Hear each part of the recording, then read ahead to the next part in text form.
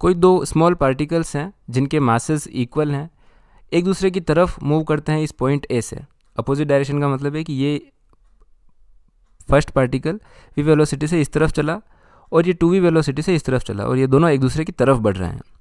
तो हमें ये बताना है कि ये कितनी बार कोलाइड करेंगे वापस a पर कोलाइड करने से पहले। जैसे अपन इसको समझते हैं कि ये जैसे ये v वेलोसिटी से इधर निकला है और ये 2v वेलोसिटी से निकला है, तो ये कितनी देर बाद मिलेंगे पहले हम ये पता लगा लेते हैं। सो टाइम होता है distance upon speed. So distance तो है टोटल, एंगुलर डिस्टेंस की बात करें तो 360 डिग्री टोटल दोनों को घूमना है, और जो स्पीड है वो यहाँ पर रिलेटिव स्पीड आएगी क्योंकि ये 2v की स्पीड से इसकी तरफ बढ़ रहा है और ये v की स्पीड से इसकी तरफ बढ़ रहा है। तो टोटल 3v की स्पीड से 2 + 1 दैट इज़ 3v की स्पीड से एक दूसरे की तरफ बढ़ रहे हैं। तो हमें मिलेगा 120/v। इतने सेकेंड बाद ये एक दूसरे से मिल जाएंगे, और इतने सेकेंड में ये 2v की स्पीड से चलने वाला कितनी डिस्टेंस चल चुका होगा, एंगुलर डिस्टेंस।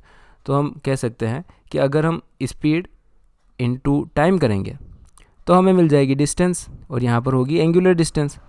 सो ये वाला 2v वाला जो पार्टिकल है ये डिस्टेंस चल जाएगा, इसकी स्पीड है 2v इनटू टाइम है हमारे पास 120/v। सो इसको सॉल्व करने पे हमारे पास आएगा 240 डिग्रीज।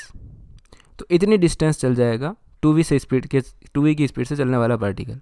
180 डिग्री चलने पे ये इतना घूमेगा, और 180 में जब हम 60 डिग्री जोड़ेंगे तो हमें मिलेगा 240 डिग्री। यानी कि ये वाला जो 2v की स्पीड से चलने वाला पार्टिकल है जब ये मूव करता करता इस जगह आ जाएगा, और ये वाला v की स्पीड से मूव करने वाला भी इस जगह आ जाएगा। तो इस जगह पे आकर दोनों कोलाइड करेंगे। इस पॉइंट को हम पॉइंट b कह देते हैं।